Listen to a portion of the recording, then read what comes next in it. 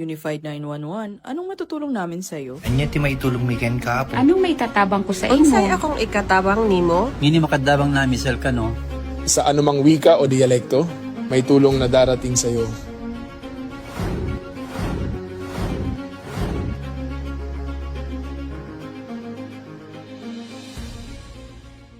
Lilingkod sa bawat Pilipino at magbibigay ng tamang impormasyon para sa tahimik at maayos na Pilipinas. Police News Network, alagad ng batas, tagapagtaguyod ng balitang pulis, sandigan ng mamamayan, patnubay ng katotohanan. La Campo Crame, maghahatid ng pinakahuling kaganapan at nagbabagang balita. Ito ang PNN Police News Network. At ngayon, ang inyong mga tagapagbalita. Magandang araw, Bagong Pilipinas. Ako ang inyong alagad ng batas, tagataguyod ng Balitang Pulis, Patrolwoman Maria Danica Bungo mula sa Regional Mobile Force Battalion ng NCRPO. Maghahatid sa inyo ng tamang balita, kwento ng pulis at serbisyo para sa mamamayan. At ito ang PNP News Online, ang pangunahing balita ng Police News Network, alagad ng batas, tagataguyod ng Balitang Pulis.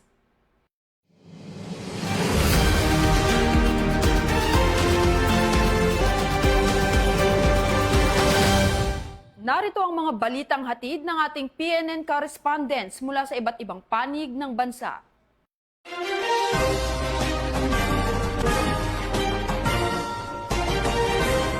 Naghatid ng tulong ang Hingyon Municipal Police Station sa isang pasyenteng may kidney failure sa Ifugao bilang bahagi ng kanilang advokasya na maipadama ang malasakit at serbisyong pangkomunidad sa mga nangangailangan. Ang buong detalye ng report mula kay Patrolman Don Brosas. Kaloob ng tulong ang mga tauhan ng Hingyon Municipal Police Station sa isang pasyenteng may kidney failure sa pamamagitan ng programang Adopt a Family sa Hingyon, Ifugao. Personal na inihatid ng mga pulis sa tahanan ng benepisyaryo sa Mumpolya ang assorted groceries at isang sako ng commercial rice bilang tulong sa kanyang pang-araw-araw na pangangailangan. Nag-alay rin ang panalangin ng mga tauhan ng Hingyon MPS para sa paggaling at kaginhawaan ng benepisyaryo bilang bahagi ng kanilang pagpapakita ng malasakit at suporta sa komunidad. Layunin ng programang ito na makatulong sa pagpapanatili ng pang-araw-araw na pangangailangan ng mga pamilyang higit na nangangailangan ng tulong. Bahagi ito ng PNP Focus Agenda sa ilalim ng Active Community Support na nagpapakita ng makatao at malasakit na serbisyo ng kapulisan sa ilalim ng adhikaing Bagong PNP para sa Bagong Pilipinas, serbisyong mabilis, tapat at nararamdaman. Mula rito sa PNP National Headquarters, ako ang inyong PNN correspondent, Patrolman Don Brosas, alagad ng batas, tagataguyod ng Balitang Pulis.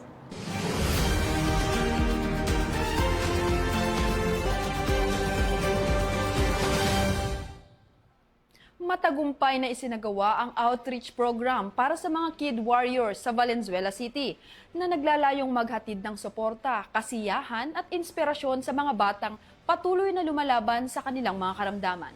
Ibabalita yan ni Patrolwoman Sari Bernales. Pilipinas, narito po tayo ngayon sa Valenzuela City kung saan nagkaisa ang Philippine National Police at ang mga Kid Warriors ng Mapulang Lupa para sa isang matagumpay na outreach program activity. Matagumpay na isinagawa ang isang makabuluhang outreach program nitong ika-10 ng Mayo na ginanap sa Padilla Compound, Mapulang Lupa, Valenzuela City. Ang nasabing aktibidad ay pinangunahan ng mga tauhan ng Police Community Affairs and Development Group sa ilalim ng pamumuno ni Police Brigadier General Vina H. Guzman at sa pakikipagtulungan ni Dr. Imad Amat, ang Vice Chairperson ng PKG Advisory Group. Naging sentro ng programa ang pagbibigay ng tulong at saya sa 10 magigiting na kabataan o Kid Warriors na kasalukuyang nakikipaglaban sa iba't ibang uri ng karamdaman. Ang inisyatibang ito ay malinaw na refleksyon ng PNP Focused Agenda, partikular na ang pagpapaigting sa community engagement at pagpapatatag ng ugnayan ng pulisya at mamamayan sa pamamagitan ng direktang pagtulong sa mga pinaka-vulnerable na sektor ng lipunan, Pinapakita ng PNP na ang kanilang tungkulin ay hindi lamang limitado sa pagpapanatili ng kaayusan, kundi ang maging ehemplo ng malasakit sa bawat Pilipino. So, magandang tanghali po sa inyong lahat. Ako po si Ethel Gabrillo, isa po sa member ng Hope of Warrior Heroes. So, nandito po kami ngayon sa charity event para isagawa po itong gift giving, Summer Saya. So, naitayo po itong Hope of Warrior Heroes sa kadahilanan po na alam po namin na may mga warriors din po na nagnanais na makasali sa mga charity event na hindi po nabibigyan ng chance. Plus po, masaya rin po kami kasi sa charity event po namin na to, kahit first time lang po, hindi po namin akalain na marami pong sponsors na magbibigay. Nandiyan po ang mga PNP, si Padrino Pilipino, Globe Telecom. So actually marami pa po sila, hindi ko na po mabanggit. Ang mga SK, ang kapitan ng Barangay Mapulang Lupa. Then, ang mga kagawad din po ng Barangay Mapulang Lupa.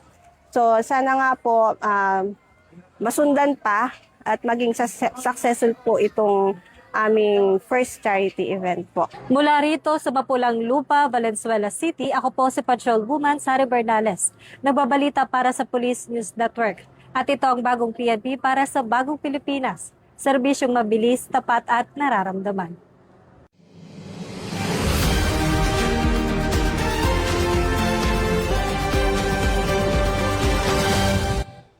Binigyang diin ng Philippine National Police ang kanilang matibay na paninindigan sa katapatan, sa hustisya at patas na pagpapatupad ng batas. Sa isinagawang press briefing sa Camp Brigadier General Rafael T. Crame, Quezon City. Yan ang muling ibabalita ni Patrolwoman Sari Bernales. Personal na pinunahan ni Police General Jose Melencio Nartates Jr., Chief ng Philippine National Police, kasama si SILG Juanito Victor C. Remulla, ang isang mahalagang press briefing nitong umaga ng Mayo Agis sa PNP National Headquarters Lobby, Camp Crame. Nilahad ng pambansang pulisya ang mga pinakabagong update sa mga isinagawang law enforcement at investigative efforts. Kabilang sa naging sentro ng ulat ang nakaplanong pagpapalabas ng sabina ng CIDG para kay Senator Ronald Bato de la Rosa upang linawin ang mga alegasyon sa higit na 100 na reklamo ng extrajudicial killings noong siya ay naninilbihan pa sa Davao. Ang hakbang na ito ay patunay ng masusing fact-finding process ng PNP upang matiyak na ang katotohanan ay lumalabas sa ilalim ng tamang proseso. Hinihikayat ang publiko na iwasan ang espekulasyon at sa halip ay umasa sa mga opisyal na pahayag ng PNP habang tinitiyak ng organisasyon na ang hustisya ay mananaig at ang karapatan ng bawat isa ay mananatiling protektado sa ilalim ng isang disiplinado at makabagong kapulisan. Ako po si Patrolwoman Sari Bernales, nagbabalita para sa Police News Network. At ito ang bagong PNP para sa bagong Pilipinas, serbisyong mabilis, tapat at nararamdaman.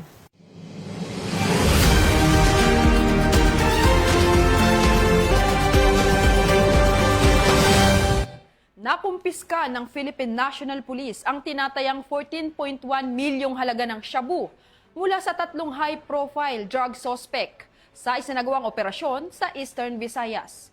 Ang buong detalye ng report mula kay Patrolman Adrian Dayao. High-profile suspect sa illegal na droga ang naaresto sa magkakaiwalay na operasyon ng Police Regional Office 8 sa Eastern Visayas noong Mayo 4 at 5. Kinilala ang mga suspect sa alias Jepoy, June at Chad na pawang kabilang sa Regional Priority Target kung saan dalawa ay tinuturing na top-rank target at isa ay high-value individual. Sa isinagawang operasyon sa Palo Leyte at Tacloban City na kumpiska ng pulisya ang mahigit 2 kilo ng inihinalang shabu na may kabuang halaga na mahigit 14.1 million pesos kasama ang buy-bus money at iba pang ebidensya. Ayon kay PRO8 Regional Director Police Brigadier General Jason Capoy, patunay ito na patuloy na operasyon ng pulisya upang wakasan ang drug network sa riyon at ito'y bahagi ng PNP Focus Agenda na Enhanced Managing Police Operation na paigtingin ang kampanya laban sa iligal na droga. Ito ang bagong PNP para sa bagong Pilipinas, serbisyong mabilis, tapat at nararamdaman. Mula po dito sa Campo Crame, ako po si Patrolman Adrian Dayao nagbabalita Para sa Police News Network, alagad ng batas, tagataguyod ng balitang pulis, at ito ang bagong PNP para sa bagong Pilipinas, serbisyong mabilis, tapat at nararamdaman.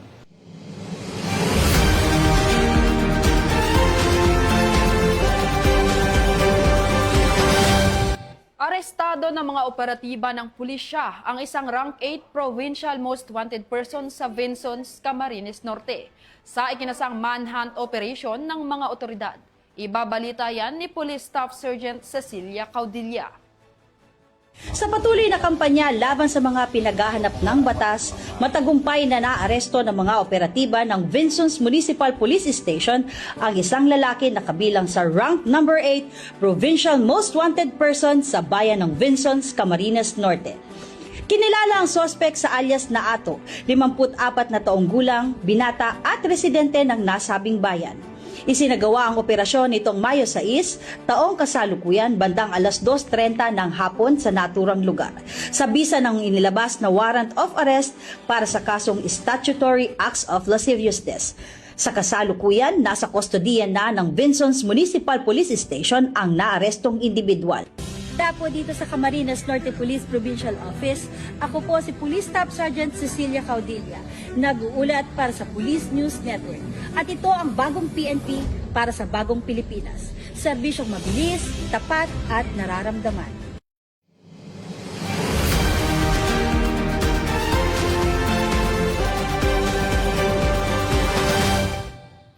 At yan ang mga balitang nakalap ng ating PNN correspondents mula sa Luzon, Visayas at Mindanao. Para sa mas malawak at mabilis na ulat ng mga balita, huwag kalimutang mag-like, follow and share sa aming official social media accounts ng Police News Network. Tutok lang sa aming YouTube channel para sa mga live stream at replays. At i-follow kami sa X account para sa mga real-time updates at Facebook account ng Police News Network. Manatiling mapagmatsyag at laging alamin ang totoo. Sa ngalan ng pamunuan ng Philippine National Police sa pangunguna ni Chief PNP Police General Jose Melencio Nartates Jr. at sa pamumuno ni President Ferdinand Bongbong Marcos Jr., kami ay maglilingkod sa bawat Pilipino at magbibigay ng tama at balanseng balita. Mula rito sa tanggapan ng tagapag-ugnay ng Pambansang Pulisya, ako ang inyong alagad ng batas, tagataguyod ng Balitang Pulis, Patrolwoman Maria Danica Bungo mula sa RMFB and CRPO. Maghahatid ng tamang balita, kwento ng pulis at serbisyo para sa mamamayan. At ito ang PNP News Online, ang pangunahing balita ng Police News Network. At ito ang bagong PNP para sa bagong Pilipinas, serbisyong mabilis, tapat at nararamdaman.